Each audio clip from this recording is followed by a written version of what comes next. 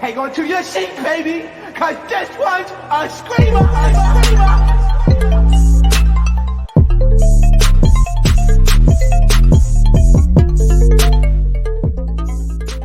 What is going on, YouTube? So today I'm going to be doing Basketball Wives Season 10, Episode 3 recap, y'all. This episode was lit, and we got to see more of British. So y'all finally granted my wish. True. Thank you, VH1. I love you. So it started off with Angel sizing up like her client or whatever. One thing about Angel, what I respect about her, she's a boss. I like boss bitches. Like, that's a boss B. Like, you feel me? Like, I love Angel Brinks. I know I say that a million times, but I really do. So Angel and Jackie sit down to catch up and everything, and then Rockstar comes in and visits her. You a housewife holding a peach. You know, he comes in or whatever with the flowers or whatever he had in his hand, gives it to her, talking to Jackie, blase, blase, blase.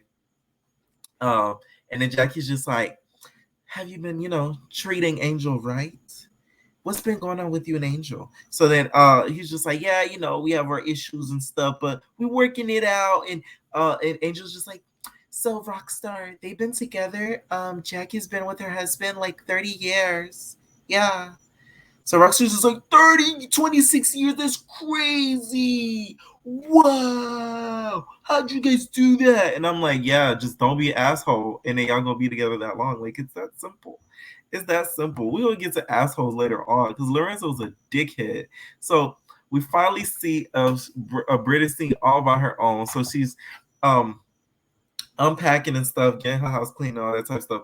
And then one of her family members comes over and they start talking about Lorenzo and everything and how she thinks she'd be better off without Lorenzo. Not gonna lie, I still think she has some feelings for him, but she's not willing to show it because when somebody that you really like and something comes in the room, the way she acts or when she hears his name, when his name get brought up, when he's mentioned, she does like this little giggle, like a like that type of thing. So it's like you still got feelings for the dude. Like you do, but you're not willing to like admit it. You're not willing to like accept it. Like the giggle that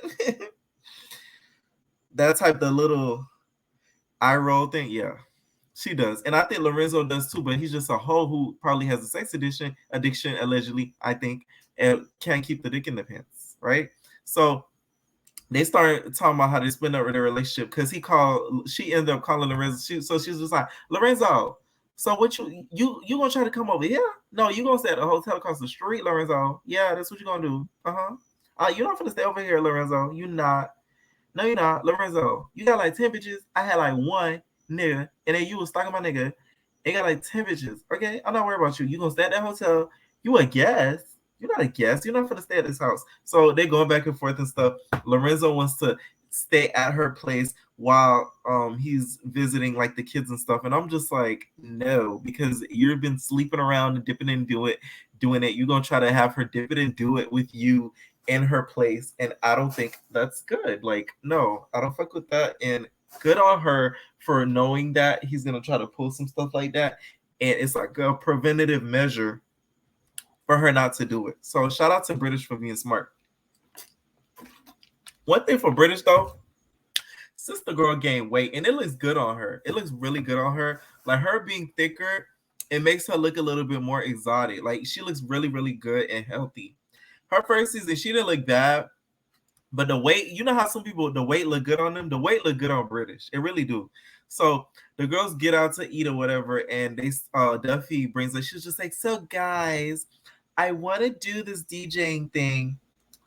I'm playing. I want to do this dating thing, and I want to DJ at it too. I'm playing. She didn't say that, but she wants to do like this little dating game and stuff, so they all could sort of find British love. Really, the goal is to find British amends. Plus, some of the girls are single too. British isn't the only girl that's single in the group. We got the sisters. One of them is single. Of course, Malaysia, LaQuisha Malaysia, Pargo, and some of the other girls. Jennifer too. We found out a lot about Jennifer this season, right? I mean, this episode. So after that happens, we see Malaysia's kids come over to her 2-bedroom apartment. She keep mentioning that. I'm like, girl, You lived on your own. We get why you was living there in a 2-bedroom apartment. It's COVID. Okay.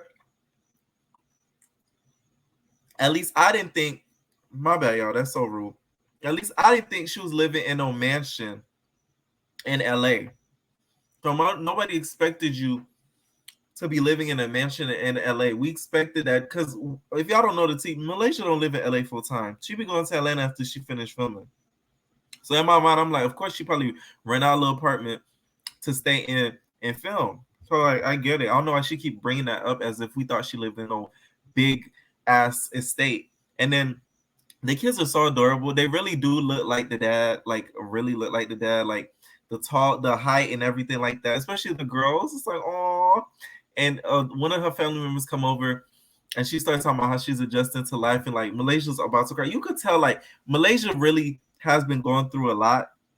This episode really made me sympathize with her because you really get to see it instead of her just talking about it. So Jennifer, Angel, and Jackie meet, and they with this like spiritual reader slash psychic lady, right? And we find out Jennifer's dog died. Don't get me wrong, I have a pet too, but the way they make the scene seem, you would have thought a real person died. She was just like, I don't know how to move on for this. Girl, you get a new dog. Let me like, I'm just saying. And mind you, have a dog too, but losing a pet and losing a human, in my mind, I don't think it compares. Hopefully, my dog doesn't die, because you know what I'm saying. But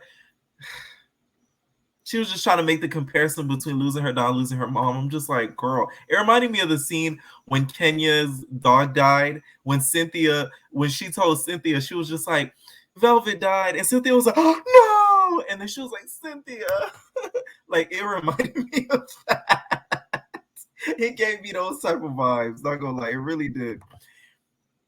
So the spiritual reader comes with these little sticks, and I've seen this done in shows before when they do them little sticks and the sticks move to when to yes or no. So she was just like, is the dog with you now? The sticks move yes. Is your mom with you now? The stick move. I'm just like, oh my god, this is so like contrived. And then one of the stick move questions was, is she gonna get a ring? And the answer was yes. So she is gonna get a ring, and we see later on in the episode she meets a Niaga that she might get along and get a ring from. So maybe the spiritual reader sticks was on point. So after that, Zell and Malaysia meet, right? So then they just start talking about like the whole Brandi situation, and Malaysia. Malaysia should have been did this because Malaysia, out of all of them, she could really dress. So she should have been had a clothing line since like season 2 or 3, to be honest. Because Malaysia dresses down, okay? That's one thing about it. Malaysia really just dressed down, and her hairstyles always match her look. Like she just has that look. Like Malaysia is that it girl, in my opinion. Like look wise and fashion wise, she is that it girl. Like out of the cast, in my opinion. Sorry. So she starts talking to Zell about wanting to build, because she has a clothing line and she's been selling it online. She did really good, and she wants to start it physically, like a physical location, and wants to open up a physical location, right? So then after that happens, she starts getting on the topic of Brandi. So apparently Brandi and Zell were bestie boo friends, was Cookie Crunch girlfriends. You know how I like to say that on my channel. Thanks to Milan, they were Cookie Crunch girlfriends, and the cookie crunched, and they weren't friends anymore, right? So they ended up falling out, right? And then Malaysia said that lately Brandi has been texting Zell Swag, trying to, feel me, get back cool with him. And I guess Malaysia's thinking like, oh, is she trying to get back cool with him because she knows that me and him are like this? Like, is she trying to be funny? Okay. I think she probably was. Brandy's a little sneaky like that. I can see her doing something like that, to be honest, just to try to isolate Malaysia out even more than she already is. Because really think about it. Is Malaysia really friends with anybody in this group besides Jackie? No. So just saying. So Jackie, Jen, and Brooke meet, and they start talking about Jen's dating life and everything. Jen really has had a bad history. We had Eric who threw the drink on her face. We had that dude who turned out to be a stalker and like ended up in jail for something. I think that was the sweetie pie dude who ended up in jail for murder or something like that, right? Don't quote me. I'm pretty sure that's him. And then the last dude she was with scammed her and stole her Range Rover. So Sister girl just haven't had good luck. I was like, damn, I forgot how bad somebody put war her cootie cat. Somebody put war your cootie cat, Jen. You need to get a spiritual cleansing. You fuck around getting spiritual readings, girl. You need to cleanse that horse. I'm just saying, girl. Just saying. So British and the rest of the girls end up meeting for the whole dating event, right? So British was just like, y'all, I got something to tell y'all. Guess what? Lorenzo, girlfriend DM me and said that they've been going through it and like everything like that. And then he won't sign his contract, right? He won't end his contract. And then she was just like, what contract? This domestic relationship contract. I'm like, this first time I'm finding this out. You can sign a contract, y'all, and not get married and get on the girl's insurance and stuff like that and basically be tied except financially because it's not a real marriage, but tied in other ways. And I'm like, wow, that's like another form of a marriage. A common law wife, I think is what it's called. Shout out to Kenya. She told me you were her common law wife. Chris, remember? If y'all rush Real Housewives of Atlanta, if you know, you know. So common law wife basically. So she was shocked because she was just like, wow, like you moved on that quick and you were on her insurance, like on some broke nigga shit, which is that really is on some broke nigga shit. Like you can't even afford your own insurance, my nigga. Damn. So Jackie, before she starts the event, she's just like, is anybody on y'all period? Then we gonna turn up, yeah. I'm like, Jackie, you just weird. Why you had to ask that? What them being on their period got to do with anything? If they're on their period, how that's gonna stop them from having a good time for one scene of Basketball Wives? Like Jackie just be saying some weird stuff. So they just start bringing the guys out. The first dude, the rapper, he gay Puerto Rican, okay? In the words of T.S. Madison, Puerto Rican. I love me some Puerto Rican. Like, ooh. It gave. It really gave. Like, that's my type. Like, let me not get into it. So they start talking, they start bringing more niggas out and stuff like that. And one of the sisters asked what I would ask if I was sitting on my homegirls or whatever. She was just like, you got kids? She like, how many? 2? You with both of them? Oh, you with the same, is that with the same baby mom? You fucking a baby mom still? I'm just like, thank you. That's what I would be asking, to be honest, because yeah, I just would, like, you feel me? Like, yeah, that would be the case in my opinion. Like, that's what I would be asking for sure. So after that happens, the Jaylani comes out. That's the dude that Jennifer. And is it me or does Jaylani look like Nene's new African man? Like, he looks just like him. Let me Google it so I can show y'all what I'm talking about. Like, I was like, isn't that Nene's man? Jaylani. Let me share my screen so I can show y'all so y'all know I'm not. So y'all know the cap is not on my head, okay? So y'all know that. Look, tell me that's not Jaylani. Or that's Jaylani brother. He probably African too. That's probably his brother. Like, they look just like the beard, the bald head, all that. I was like, oh my God. Don't tell me that before Nene dated that Niagara, that Jennifer was hopping up on that African poopa. Like, wow. I would be shocked if that was the case. But no. Jen seemed to take a liking to him and stuff like that. She really liked him and stuff like that. She was feeling him, and they would basically gave out these cards. So whoever was feeling them the most gave out this little surprise card or something like that. And the dude from Love and Hip Hop with the big hair came out. I'm like, you from Love and Hip Hop? You trying to get more camera time? Your series got canceled, dude. Love Hip Hop Hollywood is canceled, bro. Okay. Next thing you know, Jackie brings out one more dude, and it's Lorenzo slow ass. To me, Lorenzo looked like he ride the short bus. Like, he give me very much slow. So he comes out there, he's just like, yeah, like, what's up, y'all? Like, I'm here for British. Yeah, I'm here for British. So then Jackie is just like, so I decided to bring Lorenzo because I think that's what you need, British. I think you need Lorenzo. So they start grilling Lorenzo. They was just like, Jennifer's just like, do you love Lorenzo? Do you? And then Lorenzo is just like, yeah, like I really love her. I really love her. Yeah, I love her and everything like that.